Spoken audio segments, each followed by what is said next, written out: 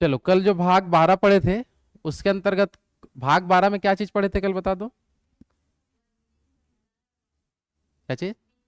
वित्त संबंध, वित्त से रिलेटेड जो भी पॉइंट थे उसके ऊपर पढ़े थे। वित्त आयोग के बारे में, वित्त आयोग का अनुच्छेद क्या था? 280। अनुच्छेद क्या था? 280 के तहत किसका गठन करते थे? वित्त आयोग वगैरह का। तो वो सब चीज को अपन यहाँ ध्यान रखेंगे, ठीक है। चलो, वित्त भाग 12 तक कंप्लीट हो चुका है। आज हम लोग क्या पढ़ेंगे? भाग 13। और भाग 13 का अगर संबंध किससे अगर हम बात करें, तो भाग 13 का संबंध आप बताओगे कि ये जो है, आप बताओगे भारत में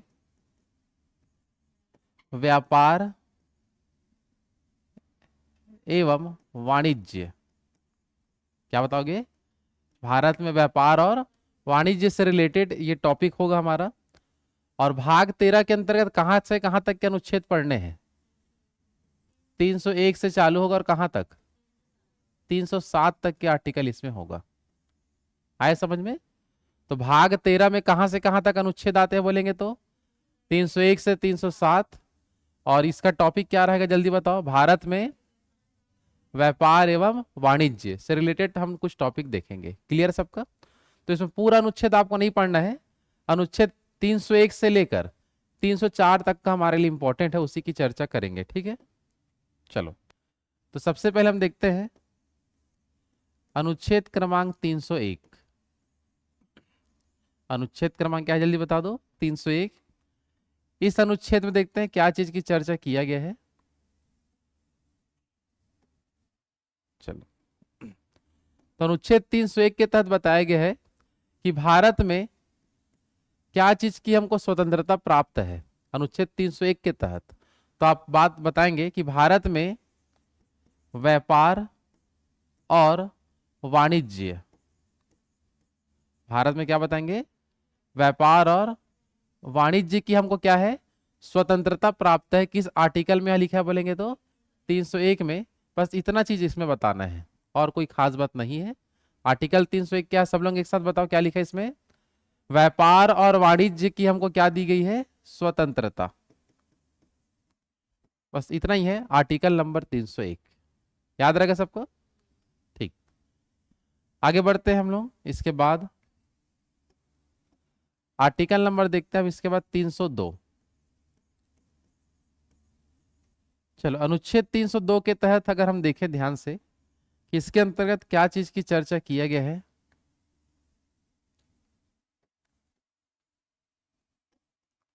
तो आर्टिकल 302 के तहत यह बताया गया है कि जैसे व्यापार और वाणिज्य को लेकर अगर कुछ कानून देश में आता है, ठीक है ना, तो व्यापार और वाणिज्य को लेके कानून जब देश में आएगा तो कौन कौन कानून ला सकता है, ठीक है ना। तो एक कौन ला सकता है जल्दी बता दो? संसद। कौन ला सकता है जल्दी बताओ? संसद। और दूसरा कानून कौन ला सकता है? राज्य का बात है तो कौन लाएगा जल्दी बताओ? विधानमंडल। कौन लाता है जल्दी बताओ? विधानमंडल। तो संसद जो है पूरा देश में व्यापार और वाणिज्य से संबंधित कुछ अगर कानून लाता है, या विधानमंडल कुछ कानून लाता है व्यापार वाणिज्य को लेके, और इन दोनों का कानून आपस में टकराता है, आपस में क्या हो जाता है? टकराता है कि सेम एक दूसरे को प्रभावित कर रहे हैं। कि विधानमंडल के द्वारा जो व्यापार वाणिज्य का जो भी कानून लाया गया है वो संसद को प्रभावित करता है, या संसद द्वारा कुछ लाया गया वो विधानमंडल को प्रभावित करता है, या एक दूसरे को अगर इनके द्वारा लाया गया कानून एक दूसरे को क्या करता है? प्रभावित। तो ऐसा करने से कौन मना करता है, कौन रोक लगाता है? तो ऐसा करने से अगर हम बात करें संसद का मामला है तो सुप्रीम कोर्ट इस पर रोक लगाएगा।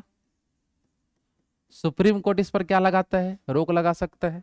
और विधानमंडल मान लो लाता है तो हाई कोर्ट रोक लगाएगा। कौन रोक लगाएगा? High court. तो इस बात की चर्चा है आर्टिकल नंबर 302 में। समझ आ पा रहा है ना? कि सुप्रीम कोर्ट और हाई कोर्ट ऐसे नियम बनाने पर रोक लगाया जाएगा संसद को और विधानमंडल को जो एक दूसरे को क्या करते हो? प्रभावित करते हो व्यापार और वाणिज्य को लेके। समझ आ पा रहा है? तो यह 302 नंबर आर्टिकल इसी बात की चर्चा करता है। क्लियर सब कहां तक है ना? 301 बता दो क्या था जल्दी से? व्यापार और वाणिज्य की स्वतंत्रता है, आप किसी भी प्रकार का व्यापार कर सकते हो। समझ आ पा रहा है? दूसरा चीज इसमें हम देखें 302 में क्या समझ में आता है जल्दी बताओ?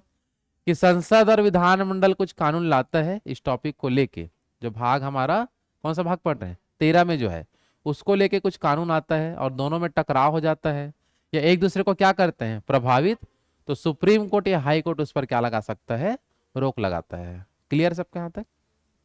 आगे बढ़े, चलो आर्टिकल 302 के बाद आगे बढ़ते हैं। आर्टिकल नंबर 303,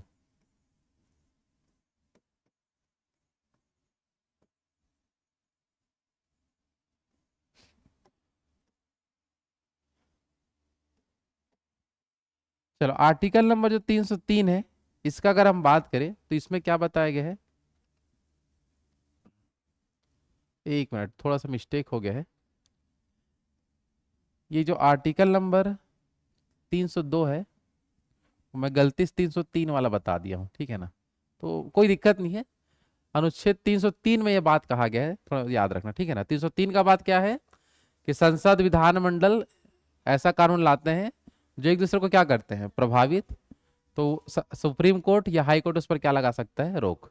किस आर्टिकल में बोलेंगे तो 303 आपको याद रखना है, ठीक है। 302 को मैं एक बार और बता देता हूँ, इसके बाद फिर लाइन से एक बार चर्चा कर लेंगे क्या है इसमें। अनुच्छेद 302,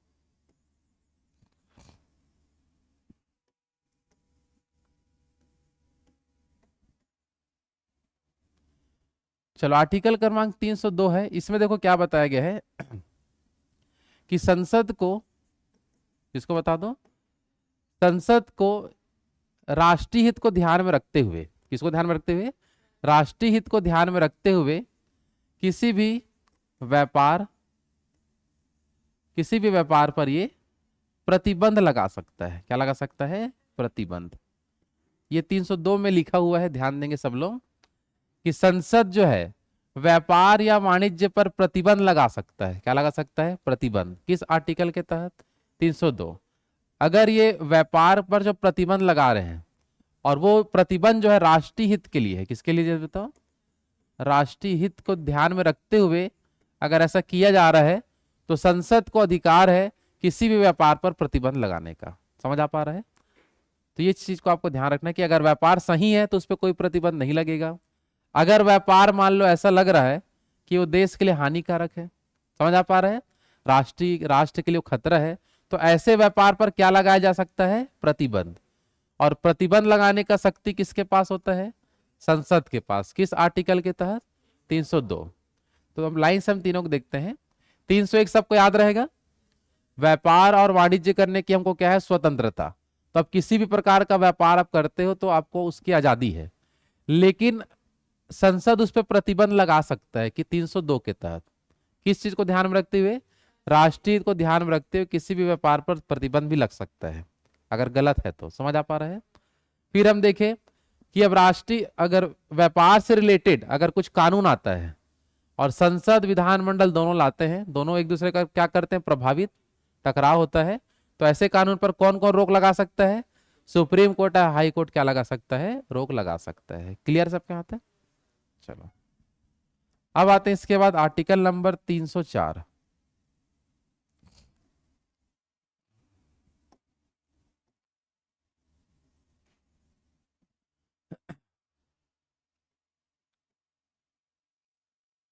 चलो यहां बताया गया है 304 में लिखा है, जैसे हम कोई वस्तु लेके चलते हैं, ठीक है ना। अनुच्छेद 304 में लिखा है कि देखो हम जो व्यापार करते हैं किसी ना किसी वस्तु का ही व्यापार करेंगे, ठीक है ना। अगर हम कोई व्यापार करते हैं, और अगर मैं यहां पास एक एग्जांपल लेता हूं कि जैसे कि छत्तीसगढ़ अपन लेके चलते हैं और हमारे पड़ोसी राज्य मान लो उड़ीसा लेके चलते हैं, ठीक है ना। तो मान लो कोई वस्तु ऐसा है, वस्तु का नाम मैं नहीं ले रहा हूं, लेकिन कोई वस्तु ऐसा है जो छत्तीसगढ़ में वो प्रतिबंध है। छत्तीसगढ़ में क्या है, जल्दी बता दो, उस पर प्रतिबंध है ना।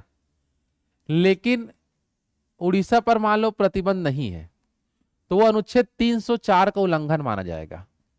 क्योंकि एक राज्य में यदि कोई वस्तु प्रतिबंध है ना, तो वो वस्तु दूसरे राज्य में भी प्रतिबंध माना जाएगा।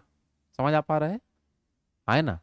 क्योंकि अनुच्छेद 304 में यही लिखा है कि अगर कोई वस्तु एक राज्य में, मान लो एक, जैसे मान लो कि यहां वैध है, यहां क्या है जल्दी बताओ, वैध, और यहां क्या है मान लो अवैध, यहां क्या है जल्दी बता दो, अवैध। तो वैध जहां है ना उसको भी हमको अवैध बनाना पड़ेगा, समझ आ पा रहा है, तब अनुच्छेद 304 का हम पालन करेंगे। समझ आ पा रहा है कि अनुच्छेद 304 क्या है, कोई वस्तु अगर एक राज्य में प्रतिबंध है तो उसको दूसरे राज्य में भी प्रतिबंध या अवैध हम मानेंगे। समझ आ पा रहा है, किस अनुच्छेद में लिखा है, 304 में। समझ आ पा रहा है सबको, है ना। तो व्यापार वाणिज्य को लेके 4 प्रमुख अनुच्छेद आपको याद रखना है बस, अनुच्छेद 301 से लेके 304 याद रहेगा सबको। 301 में क्या है एक बार फिर से बता दो, व्यापार और वाणिज्य की क्या है, स्वतंत्रता। लेकिन आप कोई भी व्यापार कर सकते हो क्या, नहीं। अगर व्यापार अच्छा है तो ठीक है, लेकिन देश के हित के लिए बेकार है तो उस पर क्या लग जाएगा, प्रतिबंध। कौन लगा सकता है, संसद। फिर हम आगे देखेंगे 303 में क्या लिखा है, संसद और विधानमंडल कुछ कानून लाता है और दोनों एक दूसरे को प्रभावित करते हैं तो उस पर रोक लगा सकते हैं। रोक रोक कौन कौन लगा सकता है, सुप्रीम कोर्ट या हाई कोर्ट। क्लियर सबका। 304 में क्या देखे जल्दी बताओ, कि कोई वस्तु एक राज्य में वैध है या दूसरे में अवैध है तो दोनों राज्य में अवैध हो जाएगा वो। समझ आ पा रहा है ना।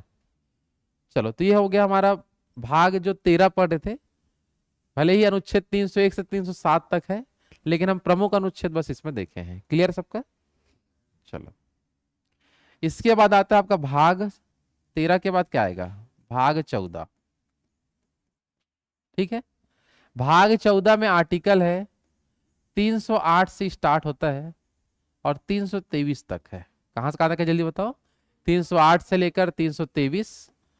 और भाग 14 जो है संविधान का, यह किससे संबंधित है बोलेंगे तो आपको सिंपल बताना है, संघ और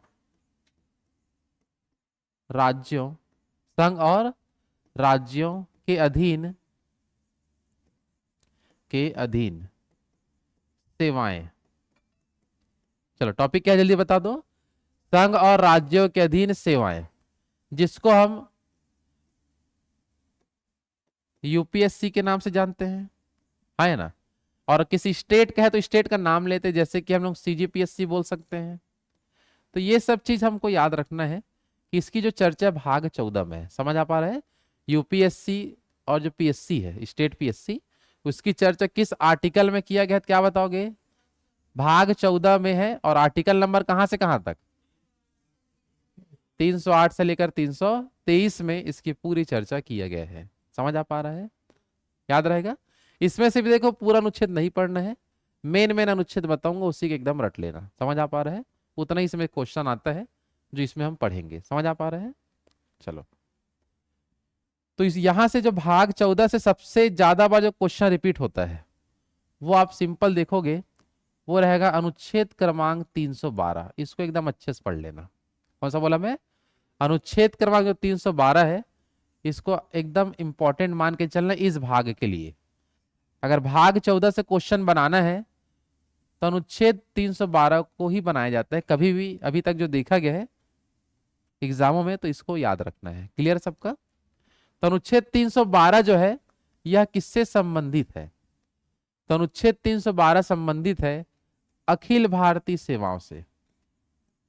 अखिल भारतीय सेवाओं, अखिल भारतीय सेवाओं से क्या है जल्दी बता दो, ये संबंधित है आर्टिकल नंबर 312। अखिल भारतीय सेवाओं के अंतर्गत जैसे हम किसको मानते हैं, जैसे कि जितने भी आईएएस के पोस्ट होते हैं, समझ आ पा रहा है, आईपीएस के जो पोस्ट होते हैं और आईएफएस, ये जो वैकेंसी जो होते हैं, ये जो पोस्ट है उसको बोलते हैं अखिल भारतीय सेवा। क्या बोलते हैं जल्दी बता दो। तो अखिल भारतीय सेवा के अंतर्गत हम किसको किसको लेके चलेंगे, आईएएस, आईपीएस और आईएफएस। क्लियर सबका, है ना। अब देखो आईएएस के अंदर कई सारे अनेकों प्रकार के पोस्ट होते हैं, जैसे एसडीएम हो गया, समझ आ रहा है अपने छत्तीसगढ़ में, कलेक्टर हो गया, और जितने भी सचिव वर्ग के होते हैं, समझ आ रहा है, ऐसे कई सारे पद आईएएस में आता है। पुलिस वाले में आईपीएस होंगे, फॉरेन वाले में आईएफएस होते हैं, फॉरेस्ट वाला होता है, वन वाला, इंडियन, समझ आ रहा है ना, कौन इसको क्या बोलते हैं, इंडियन फॉरेस्ट सर्विस बोलते हैं ना, तो उसमें अपन लेके चलते हैं। आ रहा बात समझ में। इसके अलावा और भी होते हैं, लेकिन मैं 3 ठो यहाँ पास लिखा हूँ। क्लियर है सबका यहाँ तक? क्या क्या जल्दी बताओ। IAS, IPS, IFS. अब इसके अंदर देखो कई सारे पद होंगे। अब कितने सारे पद, इसको तो एग्जाम में पूछा नहीं जाता है कौन कौन सा पद आईपीएस है, कोई आईएएस है। लेकिन मान लो हमको क्वेश्चन ये पूछा जाता है कि आईएएस के अंदर कुछ नया पोस्ट ऐड करना है हमको, तो ये कैसे होगा? या आईपीएस के अंदर मेरे को कुछ नया पोस्ट को ऐड करवाना है, या आईएफएस में कुछ नया पोस्ट ऐड करना है, तो ये कैसे होगा? तो ये होता है अनुच्छेद 312 के तहत। किसके तहत जल्दी बता दो? 312 के तहत बताया गया है कि अखिल भारतीय सेवाओं के पदों का जो सृजन होता है, पदों का क्या बता दो? सृजन। तो यह किस अनुच्छेद के तहत होता है? ये क्वेश्चन बहुत बार आता है कि अखिल भारतीय सेवाओं के पदों का सृजन किस अनुच्छेद के तहत होता है? बोलेंगे क्या बताओगे? 312 के तहत। और सृजन करने का अधिकार किस सदन के पास होता है? तो आप बताओगे यहां पास राज्यसभा के पास। किसके पास होता है? राज्यसभा। ये भी क्वेश्चन अक्सर आता है कि अनुच्छेद 312 के तहत अखिल भारतीय सेवाओं में कुछ नया पद ऐड करना है, कुछ नया पद का सृजन करना है, तो यह कौन सा सदन कर सकता है? बोलेंगे तो क्या बताओगे? राज्यसभा कर सकता है। कौन कर सकता है? और राज्यसभा के अनुसार ही डिपेंड होता है। अब राज्यसभा को अगर मान लो कोई नया पद सृजन करना है, तो उसके लिए देखो प्रोसेस क्या होता है।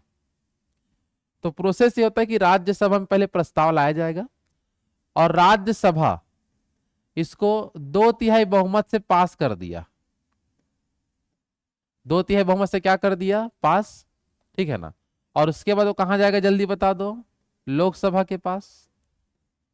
और लोकसभा भी इसी बहुमत से अगर इसको पास कर देता है, तो उसके पास, उसके बाद वो कहां जाएगा? जल्दी बता दो। राष्ट्रपति के पास जाएगा। और राष्ट्रपति के जैसे ही हस्ताक्षर हो जाता है, तो एक नया पद क्या हो जाता है? सृजित हो जाता है। समझ आ पा रहे हैं? तो क्वेश्चन ये आता है एग्जाम में कि नया पद को अगर सृजित करना है अखिल भारतीय सेवा में, तो ये पूरा पावर किसके हाथ में होता है? तो आंसर क्या बताओगे? क्योंकि पहला प्रस्ताव राज्यसभा में ही आ सकता है, लोकसभा में नहीं आ सकता। इस बात को अच्छे से याद रख लो। समझ आ पा रहे हैं? है ना? तो अखिल भारतीय सेवा में नए पदों का सृजन किस अनुच्छेद के तहत किया जाता है? 312। कौन कर सकता है?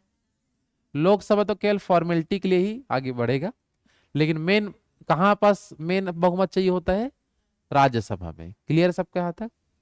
याद रहेगा यहां तक सबको? है ना? चलो चलो इसके बाद देखते हैं हम लोग अनुच्छेद 312 के बाद। याद रखना अनुच्छेद क्रमांक 315। अनुच्छेद क्रमांक 315 देखते हैं इसमें क्या बात की चर्चा किया गया है। चलो ध्यान देंगे सामने। अनुच्छेद जो 315 है, इसमें बताया गया है, ध्यान देंगे सब लोग, संघ और राज्यों के लिए, संघ और राज्यों के लिए लोक सेवा आयोग का गठन किया जाएगा। लोक सेवा आयोग का क्या किया जाएगा? जल्दी बता दो। गठन किस अनुच्छेद के तहत होता है? जल्दी बता दो। 312, सॉरी 315। तो 315 में क्या लिखा है? जल्दी बता दो। संघ और राज्यों के लिए क्या होगा? जल्दी बताओ। लोक सेवा आयोग होगा। क्लियर सबका? है ना? मतलब संघ मतलब केंद्र के लिए अलग लोक सेवा आयोग होगा, और राज्य के लिए क्या होगा? जल्दी बता दो। अलग हमारा लोक सेवा आयोग होगा। क्लियर सबका? लेकिन कभी कभी ऐसा भी होता है, जैसे केंद्र के लिए होता है तो उसको अपन क्या बोलते हैं? लोक सेवा आयोग को क्या बोलते हैं? यूपीएससी। है ना?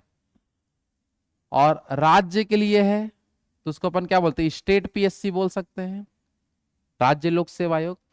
लेकिन कभी कभी यह भी होता है, इसी अनुच्छेद में एक नियम भी होता है कि अगर दो राज्य लोग मिलके, दो राज्य लोग क्या बता दो? मिलके, दो या दो से अधिक राज्य भी हो सकते हैं, तो दो या दो से अधिक राज्य मिलके अगर मान लो एक ही लोक सेवा आयोग बनाना चाहते हैं और एक ही एग्जाम कंडक्ट करा के दोनों राज्यों में पदों की भर्ती की जा सकती है, तो ऐसा भी नियम हो सकता है। जैसे मान लो कि छत्तीसगढ़ और मध्य प्रदेश अगर मिल गया, तो अपन बोलेंगे छत्तीसगढ़ मध्य प्रदेश लोक सेवा आयोग, ऐसा करके। समझ आ पा रहा है ना?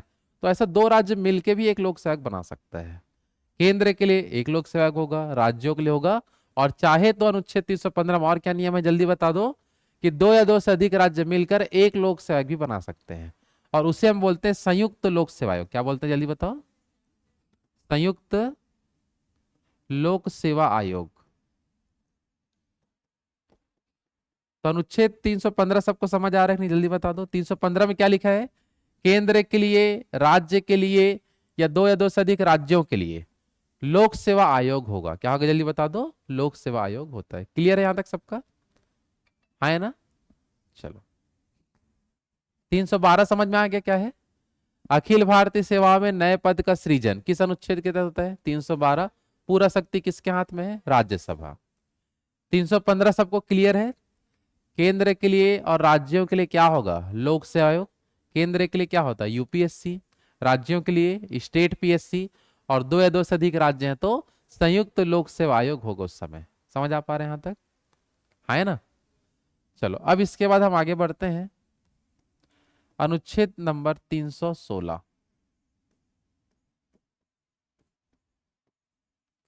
अनुच्छेद नंबर क्या पढ़ेंगे जल्दी बताओ? 316। इसमें देखते हैं क्या चीज की चर्चा है। चलो, अनुच्छेद 316 के तहत हम जो इससे पहले अनुच्छेद 315 पढ़े, यूपीएससी, स्टेट पीएससी या संयुक्त लोक सेवा आयोग, इसमें सदस्यों की जो नियुक्ति कैसे होता है उसकी जो हम चर्चा करेंगे।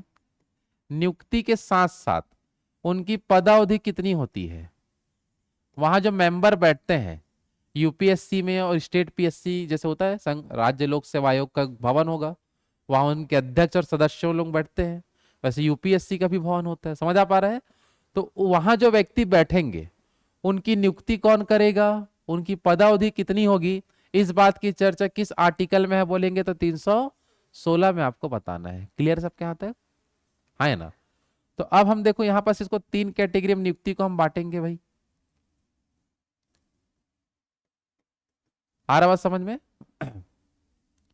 जैसे कि हम, एक होता है आपका यूपीएससी, क्या होगा जल्दी बता दो?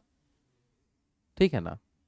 दूसरा क्या होगा आपका स्टेट पीएससी, और एक क्या होता है हमारा संयुक्त वाला होता है ना?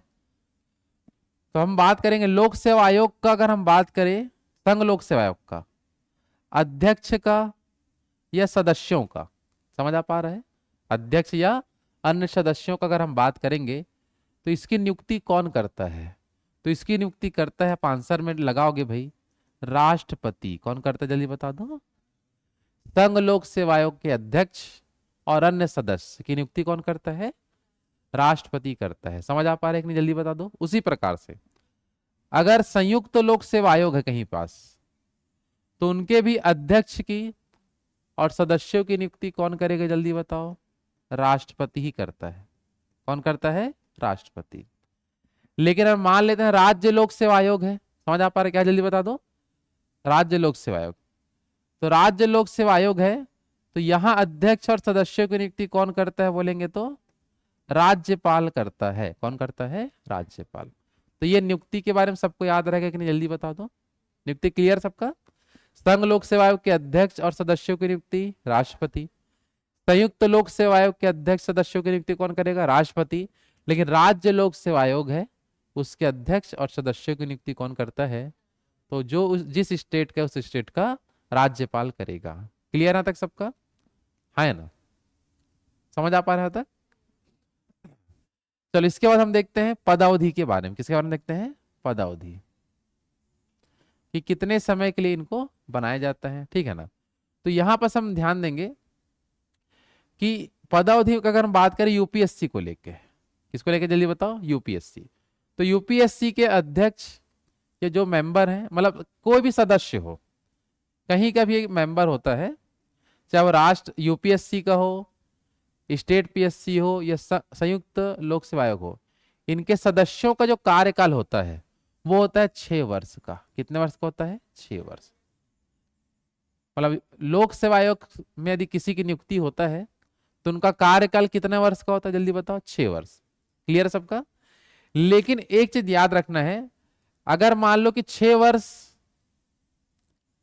या इसके हिसाब से हम एक और कंडीशन बना सकते हैं, 6 वर्ष या 65 वर्ष की आयु तक, या 62 वर्ष की आयु तक। ये दोनों क्या है उसको मैं भी समझा रहा हूं, ध्यान देंगे सब लोग इधर।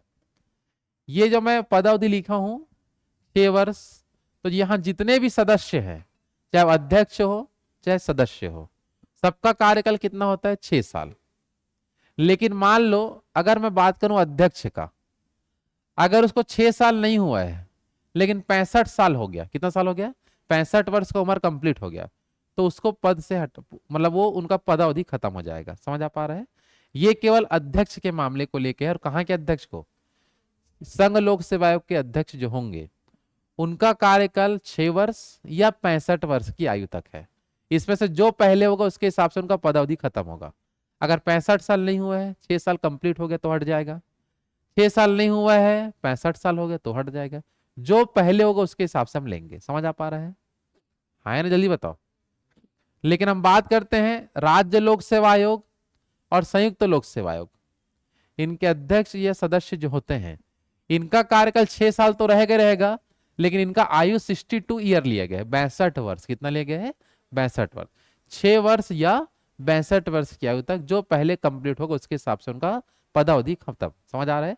6 साल हो गया तो हट जाएगा, 6 साल नहीं हुआ लेकिन 62 ईयर हो गए उनको, तो उनको हटा देंगे। समझ आ पा रहे हैं? हाँ या नहीं, जल्दी बताओ। जल्दी क्लियर सबके यहाँ तक? तो संघ लोक सेवा आयोग के हिसाब से सबको क्लियर सबका? इसमें आयु कितना लिया गया है? 62। मतलब एक मिनट में ना यहां पर सिंपल याद रखना, मैं थोड़ा मिस्टेक ये भी बता दिया हूं। संघ लोक सेवा आयोग के कंडीशन में 6 वर्ष और 65 लेंगे, ऐसा करके है। मैं अध्यक्ष बोल दिया था, उससे मिस्टेक हो गया। अध्यक्ष सदस्य जो भी होंगे उनके लिए क्या बताओगे? 6 साल या 65 वर्ष। और स्टेट पीएससी हो या संयुक्त वाला हो उसके लिए क्या बताएंगे? 6 वर्ष और 62 वर्ष बताना है। 6 वर्ष और क्या बताना है? 62। तो इसमें थोड़ा कंफ्यूजन हो जाता है, इसमें ध्यान रखोगे। सब लोग क्लियर सबका? तो अनुच्छेद 316 किससे किससे संबंधित था? नियुक्ति और पदावधि। यूपीएससी में नियुक्ति कौन करवेंगे? राष्ट्रपति। संयुक्त वाले में भी राष्ट्रपति, स्टेट वाले में राज्यपाल। कार्यकाल का बात करें तो यूपीएससी का कार्यकाल 6 वर्ष या 65 वर्ष, स्टेट पीएससी या संयुक्त वाले का 6 वर्ष या 62 वर्ष। क्लियर है तक सबका? बन जाएगा यहां तक? है ना? अच्छा, अनुच्छेद 316 में ही और किसकी चर्चा है बोलेंगे? तो त्याग पत्र की भी चर्चा किया गया है। किसकी चर्चा जल्दी बता दो? त्याग पत्र। समझ आ पा रहा है ना? तो त्याग पत्र का बात करें अगर हम लोग, तो यूपीएससी का अगर हम बात करें त्याग पत्र वाला, किसका बात करते हैं? यूपीएससी का यदि कोई अध्यक्ष है या सदस्य है, अगर वो त्याग पत्र देना चाहता है तो यह किसको देगा जल्दी बताओ? राष्ट्रपति को। किसको देगा? राष्ट्रपति। इसके अलावा संयुक्त लोक सेवा आयोग वाले हैं, इन लोग भी अगर त्यागपत्र देना चाहे तो भी राष्ट्रपति को दे सकते हैं। किसको दे सकते हैं? राष्ट्रपति। लेकिन राज्य लोक सेवा आयोग है, इन लोग अपना त्यागपत्र किसको देंगे? राज्यपाल को। सिंपल सा कॉन्सेप्ट है, जो नियुक्ति की है उन्हें त्यागपत्र दे दो। समझ आ पा रहा है? क्योंकि यहां नियुक्ति राष्ट्रपति किया, यहां भी नियुक्ति कौन किया? राष्ट्रपति किया, तो त्यागपत्र भी उन्हीं राष्ट्रपति को देंगे। यहां नियुक्ति कौन किया था? राज्यपाल, तो राज्यपाल को ही त्यागपत्र देंगे। समझ आ पा रहे हैं? नहीं, जल्दी बता दो। है ना? अगर मान लो इसमें नियम ये भी कहता है कि अगर इनका पदावधि खत्म हो जाता है, समझ आ पा रहे हैं यहां तक? तो पदावधि समाप्ति के बाद जिस पद में थे ना उस पद में दोबारा नहीं आ सकते हैं। मतलब इसमें पुनर्नियुक्ति वाला नियम नहीं होता है। कौन सा नियम जल्दी बता दो? पुनर्नियुक्ति। तो पुनर्नियुक्ति का अगर हम बात करें, जैसे मान लो हम लेके चलते हैं कि राज्य लोक सेवा आयोग में कोई सदस्य था, उसका पदावधि खत्म हो गया, तो राज्य लोक सेवा आयोग के सदस्य के रूप में और पद धारण वो नहीं कर सकता है उसी स्टेट में। वही मतलब पुनर्नियुक्ति नहीं हो सकता, ऐसा बोल रहा हूं मैं। समझ आ पा रहे हैं? पुनर्नियुक्ति कहां कहां हो सकता है उसको भी हम आगे डिस्कस करेंगे। समझ आ पा रहे हैं? तो पुनर्नियुक्ति के पात्र यहां पास होते हैं क्या जल्दी बता दो? तो पात्र क्या होते हैं? नहीं होते हैं यहां पास। याद रहेगा सबको? जिस पद में थे और जहां थे उन लोग उसी पद पे डबल नहीं आ सकता वो। क्लियर सबका? तो इस बात की भी चर्चा 316 में किया गया है। आए बात समझ में? तो 316 में क्या क्या देखें, नियुक्ति, पदावधि, त्याग पत्र और पुनर्नियुक्ति के लिए पात्र नहीं है। जिस पद में थे, जहां थे, वहां दोबारा नहीं बैठ सकते। एक बार हो गया तो हो गया। समझ आ पा रहा है कि नहीं, जल्दी बताओ। क्लियर सबका? चलो, 312 सबको समझ में आ गया था। अखिल भारतीय सेवाओं के पदों का सृजन कौन कर सकता है? कितने बहुमत से? 2/3। 315 क्लियर सबका? केंद्र के लिए, राज्य के लिए, 2 से अधिक राज्यों के लिए लोक सेवा आयोग होगा। किस अनुच्छेद के तहत? 315। 316 में देखिए, उन्हीं सभी जगहों में सदस्यों की और अध्यक्षों की नियुक्ति के बारे में, पदावधि के बारे में, त्याग पत्र है और पुनर्नियुक्ति के लिए पात्र नहीं है। इस बात की पूरी चर्चा हो चुका है। क्लियर सबके यहाँ तक? चलो चलो, अब आते हैं हम लोग आर्टिकल नंबर 317।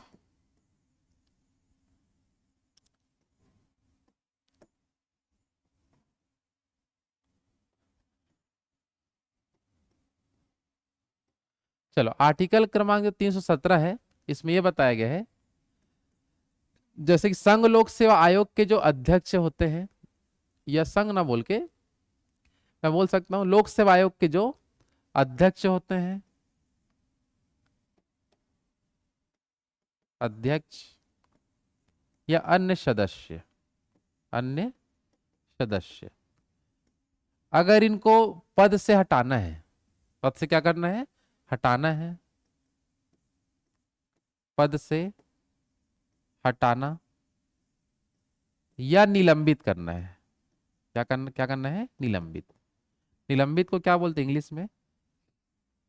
सस्पेंड कर देना बोलते हैं ना। तो वही चीज है कि अध्यक्ष को या अन्य सदस्य को पद से हटाना है या निलंबित करना है, तो उसके लिए नियम होता है अनुच्छेद 317 में। किसमें? जल्दी बता दो। कि इनको केवल एक ही तरीके से हटा सकते हैं, अगर वो करप्शन करते हैं। क्या करते हैं? करप्शन, कुछ घोटाला करते हैं, तब वो हटाया जा सकता है। तो करप्शन का अगर चार्ज लग गया उन पे, समझ आ पा रहे हैं, तो उनको क्या कर सकते हैं? जल्दी बता दो। हटा सकते हैं। करप्शन को अपन ये भी करप्शन बोले, भ्रष्टाचार बोले, या संविधान के हिसाब से इसको बोलते हैं कदाचार। क्या बोलते हैं?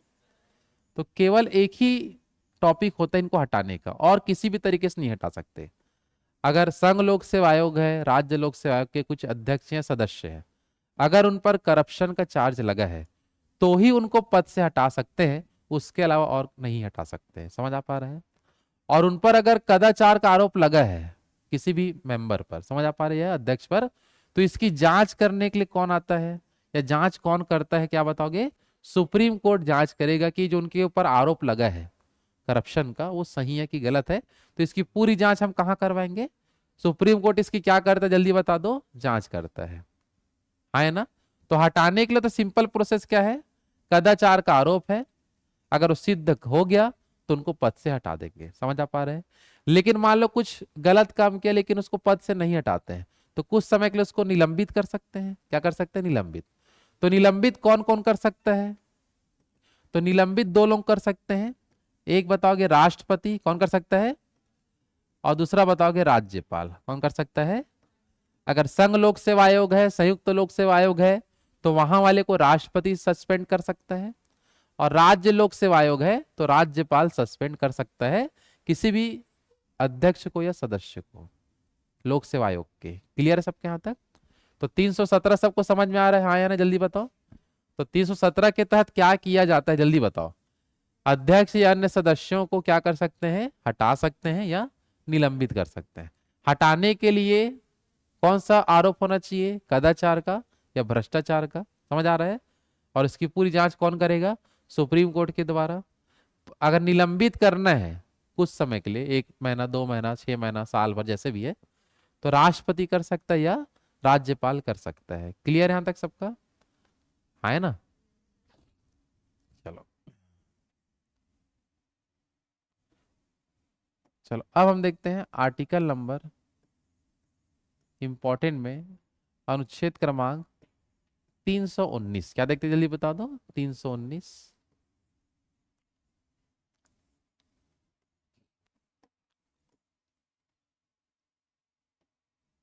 चलो, अनुच्छेद जो 319 है, इसमें अगर हम बात करें,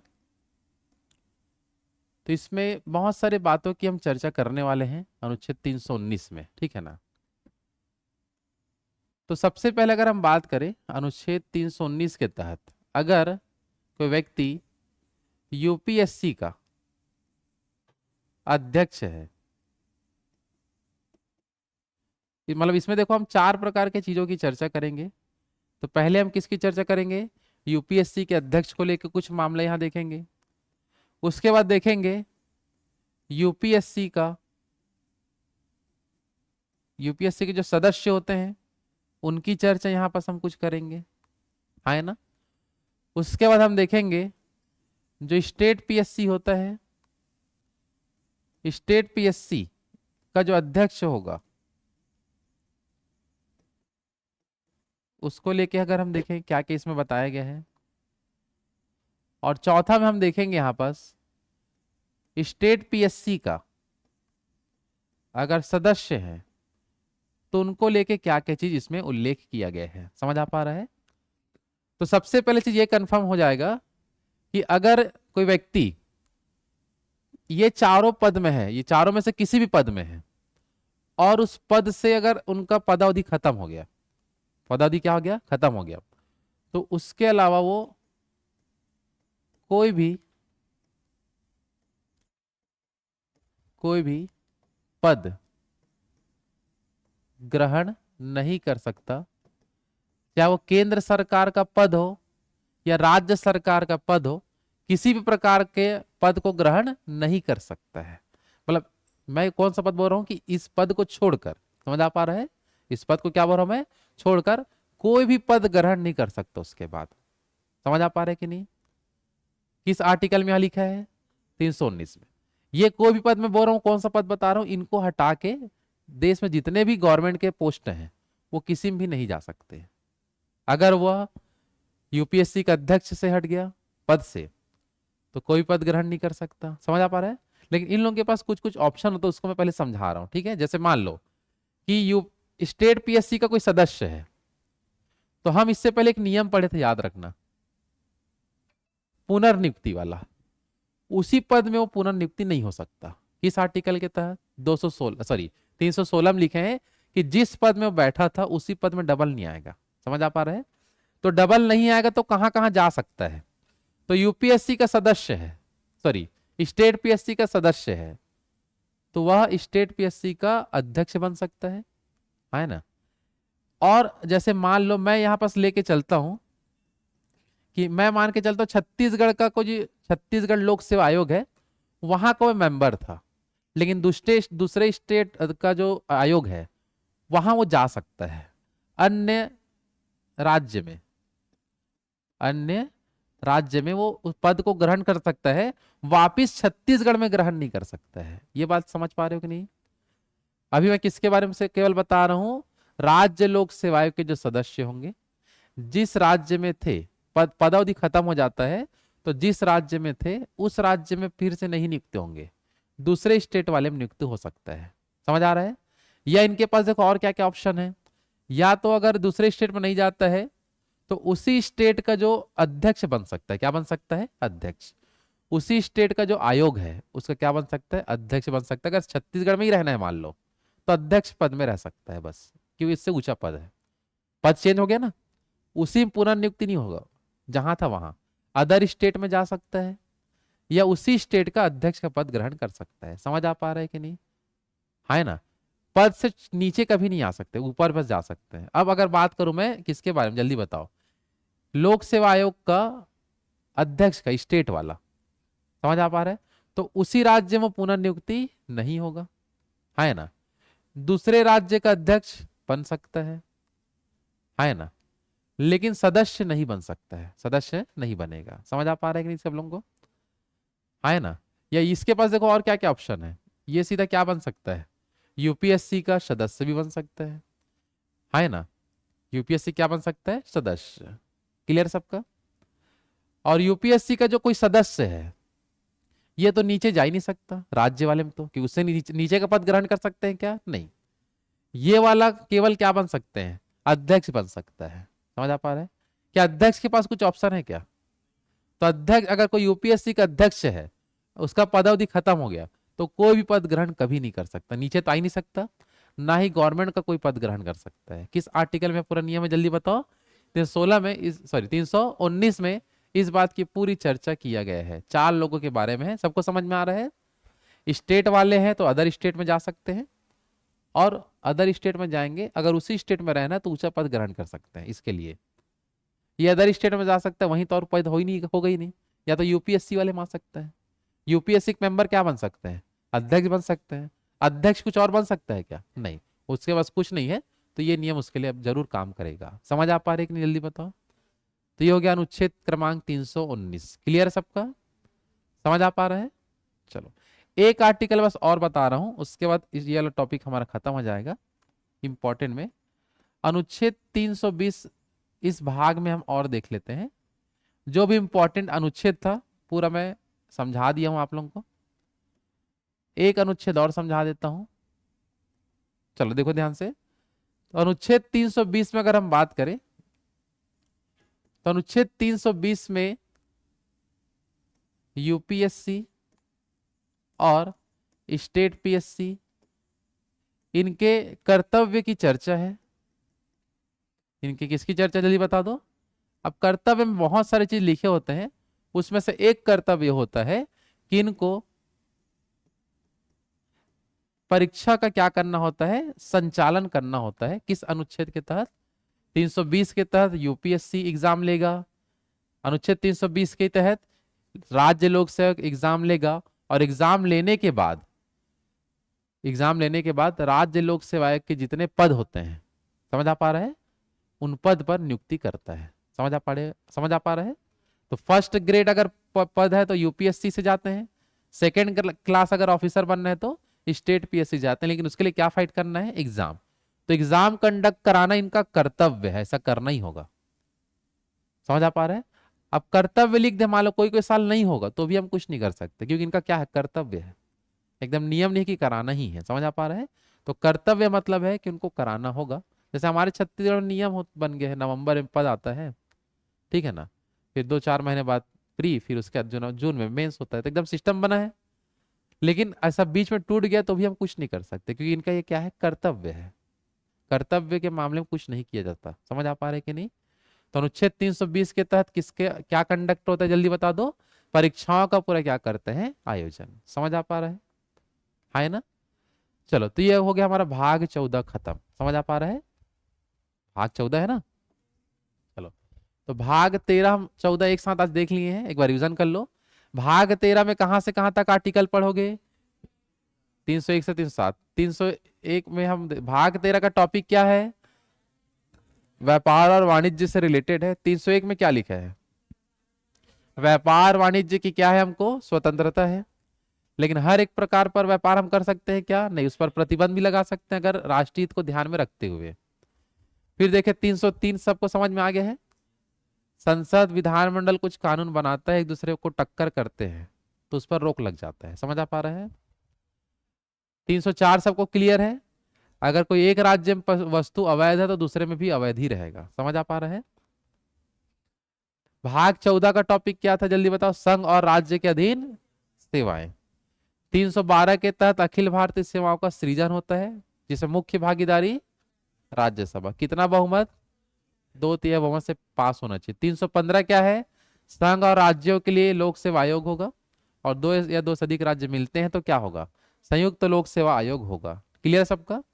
316 में इसी आयोगों में सदस्यों की नियुक्ति, पदावधि, त्याग पत्र, पुनर्नियुक्ति, सबकी चर्चा इसमें है, जिसको हम डिटेल से देख चुके हैं। 317 में देखें, पद से हटाना है या निलंबित करना है तो कैसे हो सकते हैं उनको, है ना। 319 में देखें कि कौन कौन व्यक्ति कौन कौन से पद में जा सकता है या नहीं जा सकता है। तो लास्ट वाले के पास तो कोई ऑप्शन होता है क्या? नहीं, इनके सबके पास ऑप्शन होता है, और इनके अलावा और कोई पद को ग्रहण ही नहीं कर सकते, क्योंकि 316 में लिखा है कोई भी सरकारी पद को ग्रहण नहीं कर सकते हैं अगर इस किसी भी पद में है और उसका पदावधि मान लो खत्म होता है। हम मान के चलते कि कोई यूपी स्टेट पीएससी का सदस्य था, समझ आ पा रहा है, और पदावधि खत्म हो गया और आगे पद में नहीं जा रहा है, तो आगे नहीं जाएगा, जिसके पास जो ऑप्शन है उसमें नहीं जा रहा है, तो उसके अलावा उसके पास और कोई ऑप्शन बचे ही नहीं दूसरे पद में जाने के लिए, स्टेट का या केंद्र का। कोई सरकारी पद ग्रहण नहीं होता। समझ आ पा रहा है? अनुच्छेद किसमें लिखा है? 319 में इसकी पूरी चर्चा है। समझ आ पा रहा है कि नहीं? क्लियर सबके यहाँ तक? चलो कल हम इसी के बाद भाग 14 का पढ़ेंगे, जिसका टॉपिक रहेगा न्यायाधिकरण। क्या रहेगा जल्दी बताओ? इंग्लिश में बोलते हैं ट्रिब्यूनल करके, उसको कल देखते हैं। समझ आ पा रहे हैं? और कल ही पढ़ेंगे पूरा निर्वाचन आयोग के बारे में, जो रहेगा भाग 15। जो निर्वाचन आयोग है, कौन कौन सा चुनाव कराता है, कौन कौन वहां नियुक्त होते हैं, उसकी पूरी चर्चा है। समझ आ पा रहे हैं? चलो तो आज यहीं तक करो।